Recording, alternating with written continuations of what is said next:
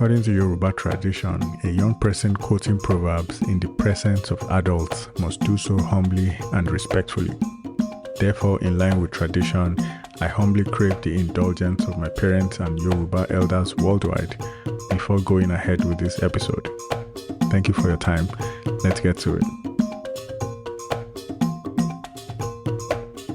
Yoruba traditional cosmology envisions a multi-layered universe split between Orun, the spiritual sky or heavenly realm, and Aye, the physical earth. So in mythic times, heaven and earth were united. Some stories say they were connected by a rope, a ladder, or a chain until a primordial separation occurred. One famous Yoruba creation account tells how the deity Oduduwa descended from Orun, heaven, on a chain to create the solid earth at Ile-Ife. This descent from the sky story is central in Yoruba lore and has often been compared to ancient astronaut ideas, although within Yoruba belief, these sky beings are understood as gods or spirits rather than extraterrestrial aliens. Yoruba mythology is rich with references to beings from beyond the earth. The highest god, Olodumare or Olorun, inhabits Orun, heaven, and dispatched a pantheon of lesser divinities known as Orisha or Irunmole to shape and populate the world. According to oral tradition preserved in the Ifa divination corpus, 401 Irunmole, primordial spirit beings, were sent from heaven.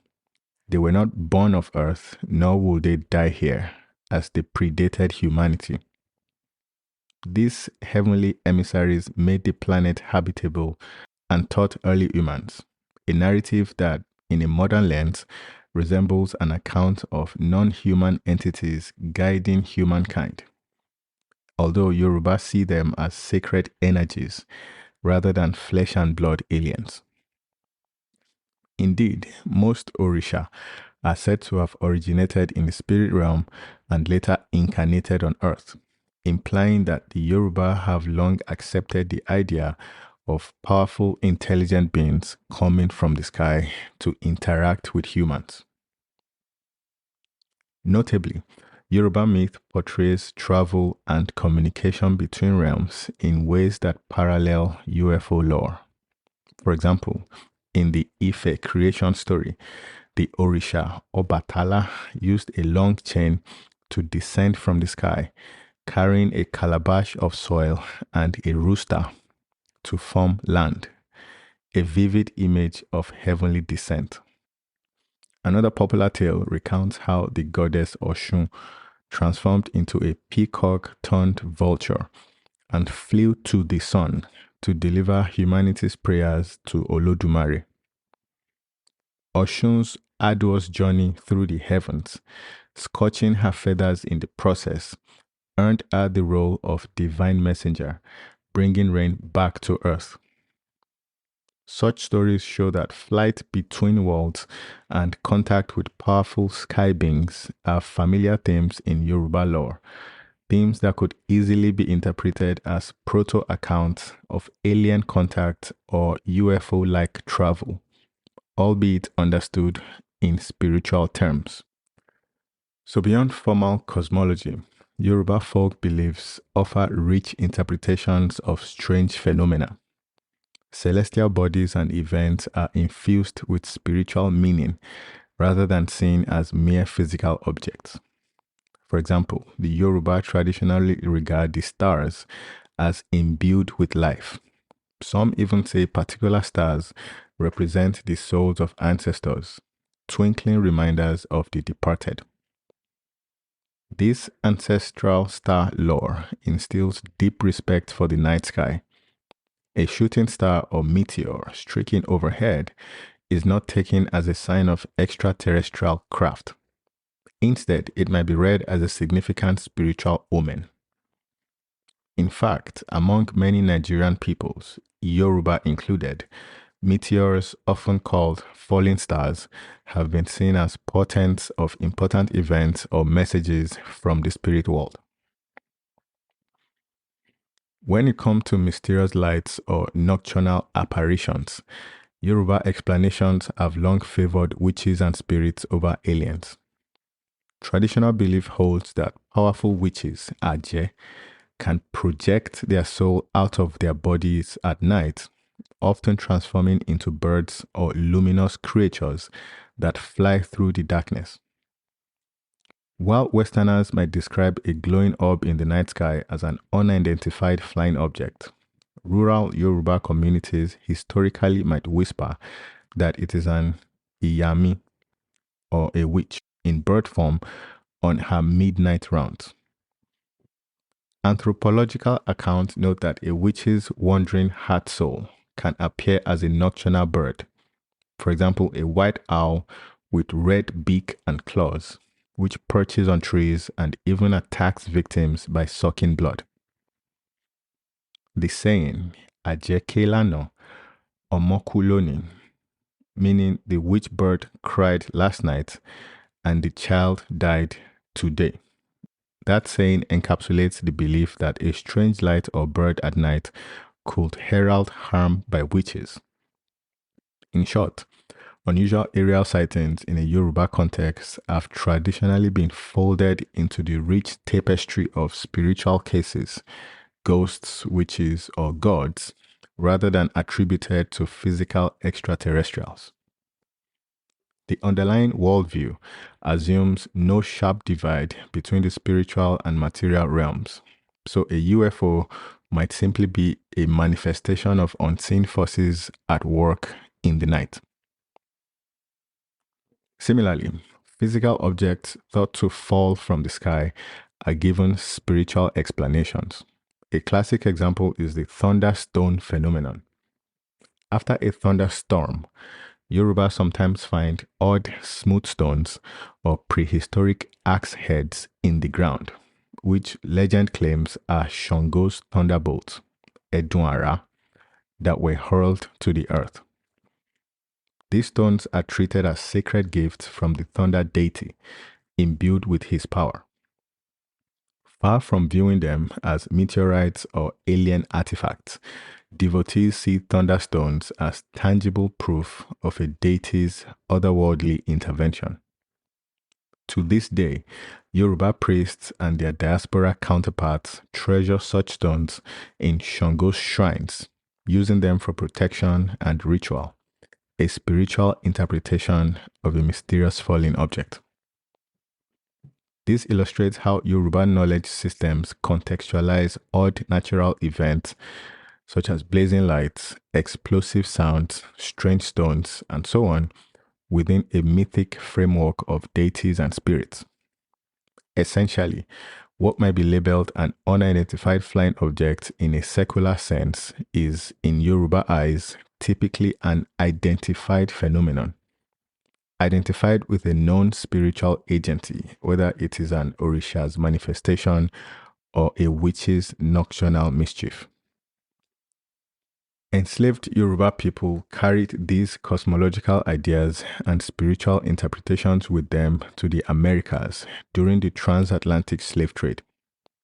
Across the Caribbean and Latin America, in Brazil, Cuba, Trinidad, Haiti, and elsewhere, their descendants preserved core Yoruba beliefs about the cosmos, even as they blended with new cultural influences such as Catholicism. The result was a family of Afro-diasporic religions, such as Candomblé in Brazil and Santeria or Regla de Ocha in Cuba, that maintained Yoruba conceptions of spirit beings and otherworldly realms. Yoruba diaspora communities continue to speak of Olodumare, God in heaven, and the Orishas, who mediate between heaven and earth. For example, Cuban Santeria uses the name Olofi for the aspect of God that acts as a conduit between Orun, heaven, and Aye, earth. Essentially the same idea of a link between worlds. Diaspora practitioners still recount myths of skyward journeys and heavenly interventions. The story of Oshun turning into a vulture to carry prayers to the supreme god is well known in Lukumi lore, that's Cuban Yoruba lore. In fact, Oshun's vulture form is called Ikole in Cuba, meaning messenger of Olodumare, underscoring that even in the New World, Yoruba descendants believed a divine emissary could literally traverse the cosmic distance to God. Through oral tradition and initiation rituals, such mythic knowledge has been passed down across generations of the Yoruba diaspora. Belief in ancestors and spirits visiting from the other world also survived in diaspora communities. In Nigeria, the Yoruba honor ancestors through masquerades like Egungun, where masked dancers are said to embody returning ancestral spirits. This practice was preserved, albeit in limited enclaves, in Afro-Brazilian communities and in Cuban Lukumi traditions, emphasizing that the visitation of spirits from beyond is an accepted reality. In Cuban Santeria, practitioners always propitiate the Egun ancestors alongside the Orishas, and they often describe these spirits as dwelling in another realm, Orun, but regularly influencing the living. Therefore, Yoruba descendants continue to frame extraordinary encounters, for example, a sudden breeze or a shadow at dusk, as an ancestor or Orisha, making its presence felt rather than as an alien in the sci-fi sense. Interestingly, in the Americas, the Yoruba-derived religions at times assimilated new esoteric and cosmic ideas, showing a creative adaptation of their heritage to modern curiosity about UFOs and aliens. In Brazil, for example, the syncretic spiritist religion Umbanda, which has roots in Yoruba Orisha worship, blended with French Kardecist spiritism, expanded the catalogue of spirits to include extraterrestrial guides. By the mid 20th century, some Umbanda temples taught that highly evolved spirits existed on other planets, and mediums would claim to channel beings from distant stars alongside African deities and Catholic saints. Certain Umbanda practitioners even styled the religion's origin as extraterrestrial or Atlantean to give it a more universal mystique. While this was partly a strategy to legitimize African-derived religion in a scientific age, it resulted in Afro-Brazilian spiritual circles openly embracing UFO lore. For example, the Brazilian neo-religious movement, Valley of the Dawn, which has overlaps with Umbanda, believes that adherents are reincarnated aliens and they build UFO-like temples. In this context, Yoruba cosmology's flexibility, its acknowledgement of multiple realms and spirit races made it surprisingly easy to incorporate spirits from other planets into the belief system. In other words, the Yoruba diaspora's knowledge has not remained static. It has merged with contemporary cosmic beliefs. A scholar of Brazilian religions notes that many Umbanda groups, influenced by both African heritage and Spiritism, came to include guides described as caboclos, basically indigenous spirits, preto velho, ancestral spirits of slaves, and even extraterrestrials or astral entities among the beings that mediums communicate with. This demonstrates a remarkable continuity. The Yoruba idea that the universe teems with intelligent beings, whether called spirits, ancestors, or orishas, easily accommodated the modern notion of aliens. Meanwhile, in the Yoruba homeland of Nigeria today, people's views on UFOs and aliens are as diverse as anywhere else, but traditional perspectives still echo. Some Nigerian Yorubas who experience uncanny events interpret them through spiritual lenses. For example, a report of a UFO sighting in Lagos, Nigeria, sparked comments that perhaps witches or spirits were at work, reflecting the enduring folk mindset that unexplained aerial phenomena have metaphysical causes. On the other hand, Western influence and media have introduced scientific UFO lore to Nigeria as well. So a Yoruba villager might also label a strange light as a flying object in the modern sense, even if elders wink and attribute it to witches or evil spirits. Importantly, Yoruba intellectuals and priests have begun to explicitly bridge ancient wisdom with the UFO topic. Some Ifa priests assert that what others call aliens are similar to our Yoruba Irumole or ancestral spirits, essentially visitors from another realm, not necessarily another planet. As one Yoruba commentator put it, Orun means realm. The understanding of UFOs and alien visitations is not new to our ancestors. In other words, modern Yoruba observers sometimes suggest that aliens are just new names for very old phenomena that their cosmology already accounts for. Across continents and centuries, the Yoruba have maintained a worldview in which the line between spiritual being and alien being is often blurred. Scholarly interpretations note that Yoruba religion, like many indigenous traditions, provides a framework where the sky is alive with sentient forces. A Smithsonian exhibition on African cosmology describes how Yoruba see the universe as a leaded calabash, with the sky as the upper half, housing divine beings, and the earth below receiving their influence.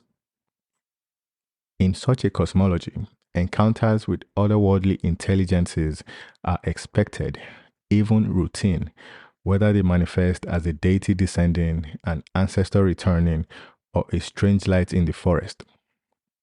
Yoruba Ifa divination verses encode countless accounts of gods interacting with humans, some of which, if stripped of religious language, read very much like encounters with powerful non-human entities from the sky. It is telling that in Yoruba language, the word alejo can mean either visitor or stranger, similar to the use of the word alien in the literal sense. And some modern Yoruba use it playfully for extraterrestrials, blurring the idea of aliens with the concept of spirit visitors. In the Yoruba diaspora, this heritage of knowledge has been carefully preserved through oral tradition and ritual, and also adapted to new environments. Priests in Cuba, Brazil, and other parts of the Americas still recite Yoruba mythic stories to new initiates, ensuring that tales of skyward journeys like Oshun's flight or celestial chains are not lost. At the same time, these communities have proven open to new manifestations of the cosmic mystery, whether interpreting the Virgin Mary's apparitions through Yoruba eyes or joining global conversations about UFOs. In Cuba, for example, some Santeria practitioners are also spiritist mediums. During seances, they might just as readily channel an indigenous spirit as receive messages from a spirit of light that they identify as extraterrestrial. And in Brazil's candomblé, while the focus remains on venerating the orishas of earth, sky, and thunder, adherents do not deny the possibility of life on other planets. They simply subsume it under the vast spiritual hierarchy ordained by Olodumare. So to wrap up this episode, Yoruba traditional knowledge provides a rich, spiritually rooted lens on UFOs and alien experiences.